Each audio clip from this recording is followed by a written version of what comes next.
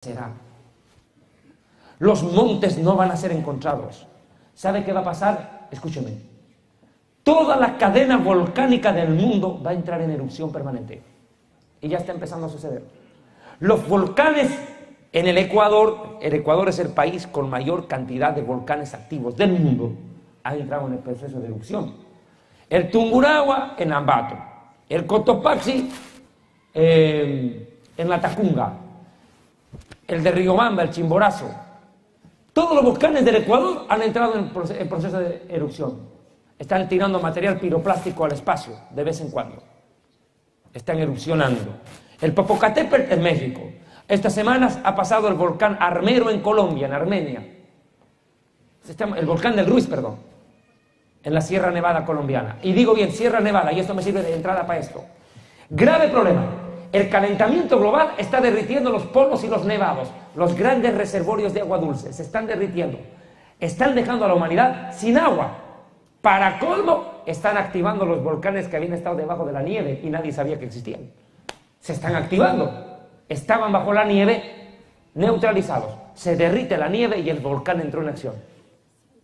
Estamos describiendo que todas las masas de tierra, llamadas montes, van a ser removidas de sus lugares. ¿Qué tan violentos serán los terremotos? Ahora escuche este dato. Los sismólogos cristianos, porque hay sismólogos cristianos, al leer el Apocalipsis están calculando, escuche, terremotos que van a superar los 13 grados Richter. Y de una superficie bastante emergente, o sea, no van a ser a profundidad, van a ser casi en la misma superficie, porque la misma Biblia dice, hubo un terremoto tan grande cual nunca lo hubo desde que los hombres habitan la tierra, y las ciudades de las naciones cayeron. Imagínense el Apocalipsis 18, las ciudades de las naciones se van a venir como fichas de dominó, ¡fum!, para abajo. ¿Estamos describiendo que se vienen terremotos de gran envergadura? Sí, y tsunamis poderosos. Jesús dijo, y habrá angustia en la gente a causa del bramido del mar y las olas, desfalleciendo los hombres por el terror y la expectación de las cosas que sobrevendrán en la tierra, porque aún las potencias, los astros del cielo van a ser movidos de su lugar. ¿Se da cuenta?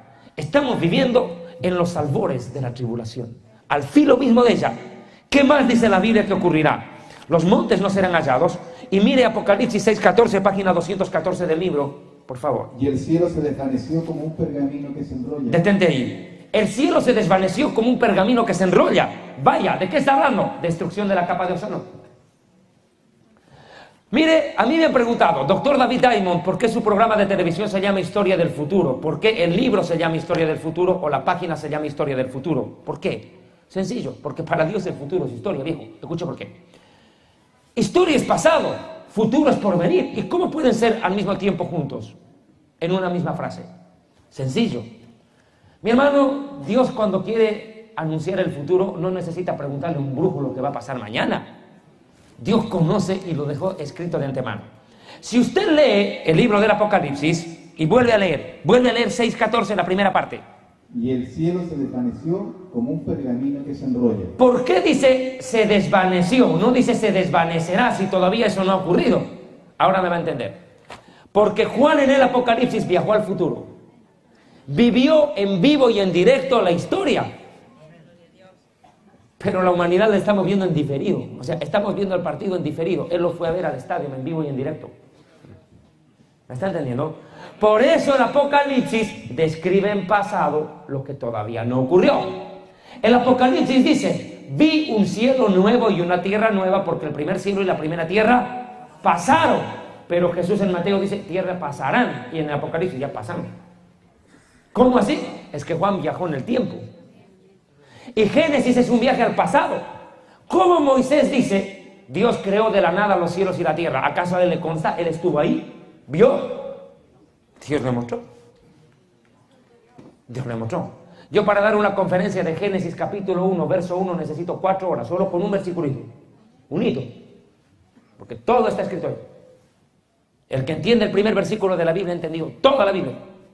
La Biblia comienza en el verso 2, no en el verso 1. El 1 solamente es el título. Dios en el principio, o sea, ¿en el principio de qué? De la materia, el espacio, la luz, el calor, la energía, el movimiento y el tiempo. Termodinámica, pues, mijo. En el principio del tiempo, de la materia, el espacio, el movimiento, la luz, el calor y la energía, creó de la nada, porque Dios no tenía materia prima, los cielos. ¿Y cómo creó los cielos? Mezclando agua con fuego. ¿Cómo es eso? Sí, la palabra fuego en hebreo es esh. Ahí agua, fuego y agua conforman shamayim en hebreo, que significa cielos. O sea que Dios mezcló elementos opuestos. El fuego con el agua los fundió para crear los cielos. ¿Qué cosa cayó en el diluvio? Agua. ¿Qué cayó en Sodoma? Fuego. ¿Qué cae en una tormenta eléctrica con granizo? Fuego y agua. Ahora miren, escuchen suegritas, atiendan. Vale para ustedes. Atiendan. Dios creó los cielos y la tierra. ¿De dónde creó la tierra Dios? Del agua. Pero ¿cómo puede sacar tierra del agua? Si Dios fue capaz de mezclar el agua con el fuego, ¿cómo no va a sacar sólido de líquido? ¿Cómo no va a poder? ¿Y dónde dice la Biblia que la tierra viene del agua? Segunda de Pedro 2. Estos ignoran voluntariamente que en el tiempo antiguo fueron hechos por la palabra de Dios los cielos y la tierra, que proviene del agua y por el agua subsiste, por lo cual el mundo entero pereció anegado en agua en los días de Noé. O sea, la tierra proviene del agua, compadre. La tierra salió del agua. Porque las leyes de la creación eran leyes de embriología y las leyes de la embriología son muy distintas a las de la anatomía. ¿O no? Claro. ¿Quién puede entender que dentro de la panza de una mujer, de la barriguita, de la guata, barriguita, ¿no?, haya un bebé en agua, nadando durante 9 meses ahí en el agua y no se ahogue? Sale del vientre, déjenlo en la piscina 3 minutos, se muere. ¿Pero cómo así? Para que vea, las leyes de adentro no son las leyes de afuera. Las leyes de la creación no son las leyes post-creación. ¿Y cuál es el margen? El día del reposo. Hasta el día del reposo de la creación, todas las leyes eran distintas a las que hay después. ¡Ay, qué rico salió el sol! Chévere. Ahora escuchen. Para verles mejor, dijo el lobo apóstol. Ahora escuchen. Vuelva al tema. Ya, capeduzas, esperen. Escuchen. ¿Puedo explicar creación? Ya me están apurando, que ya tienen hambre. Me están profetizando. Profetizando. Hambre. Sopaipilla es bueno. Si pactan con una sopaipilla, sí. Ya, mire, escuche, hay un problema aquí con este tema de la creación. Alguien léame Génesis capítulo 1, versículos 2 y 3. Le voy a explicar algo de la creación, que le va a servir para toda su vida. ¡Ya, pues! Y la tierra estaba desordenada y vacía, y las tinieblas estaban sobre la faz del abismo, y el Espíritu de Dios se movía sobre la faz de las aguas. Y dijo Dios, sea la luz, y fue la luz. Una marea de contradicciones. Y la tierra estaba desordenada y vacía. Bueno, si está vacía, ¿cómo es que hay desorden si no hay nada? Primera contradicción. Mala traducción. Sí, señores. En el hebreo, ¿qué dice? Bereshit bara Elohim vet hashanamayim vet haaretz ve'aretz hayetat tohu va bohu. Ahora aquí voy con esto. ¿Qué quiere decir con desordenada y vacía? En el hebreo utiliza 2 verbos. Tohu va bohu. ¿Qué quiere decir esto?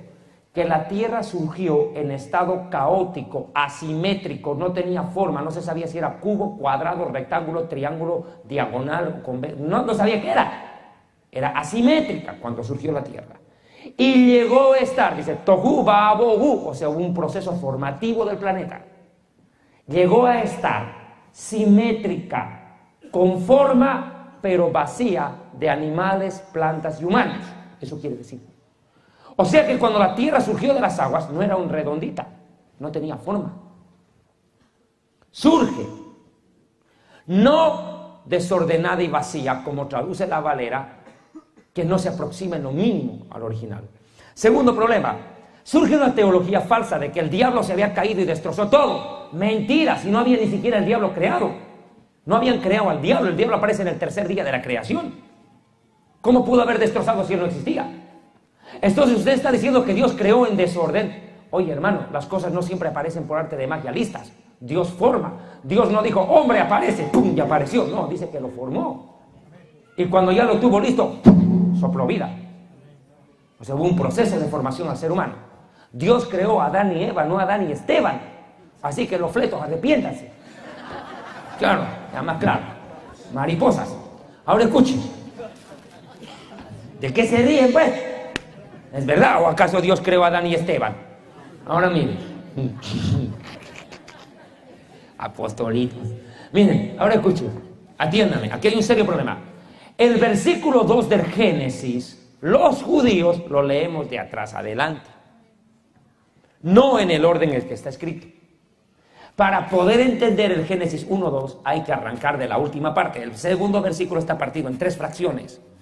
La tercera fracción dice, y el Espíritu de Dios se movía sobre la faz de las aguas. ¿Qué quiere decir que todo el universo era H2O? No, sino materias en estado líquido. Todo era estado líquido.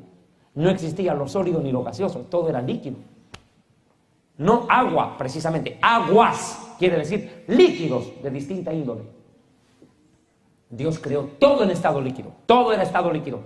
Por eso después dijo Dios, solidifíquese el firmamento. ¿Qué quiere decir eso? Que era líquido y se volvió sólido. Y cuando se vuelve sólido quiere decir que se vuelve hielo.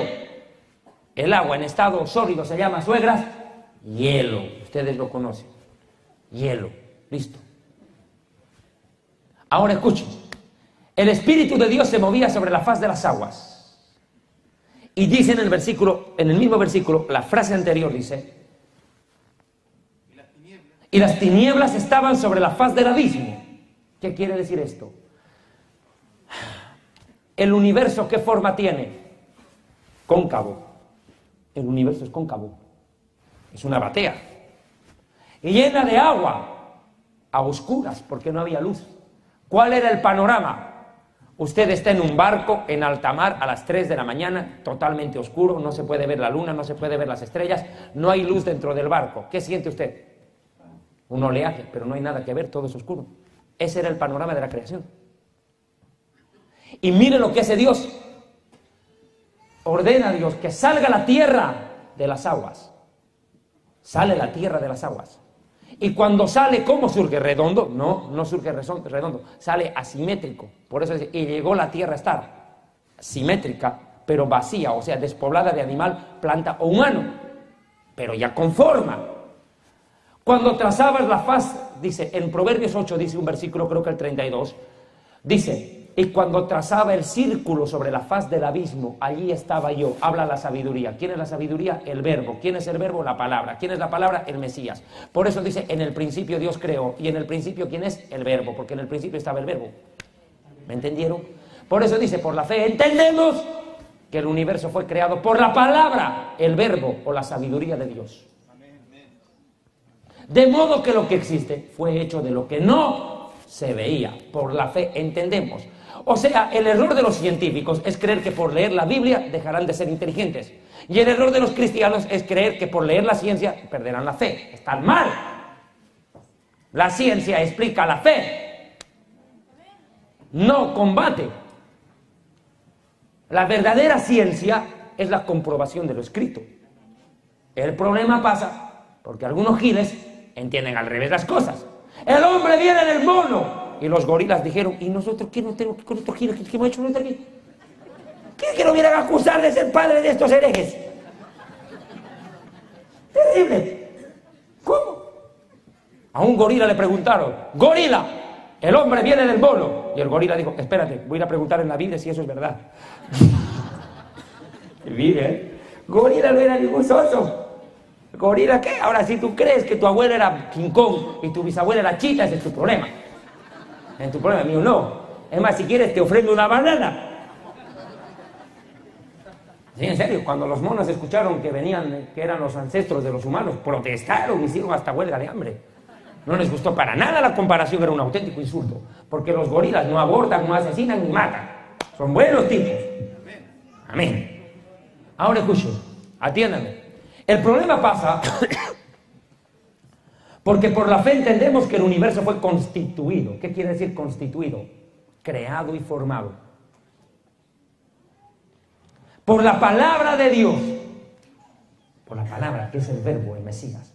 Ahora aquí viene un problema. El versículo 3 es un dolor de cabeza para los científicos. Terrible dolor de cabeza.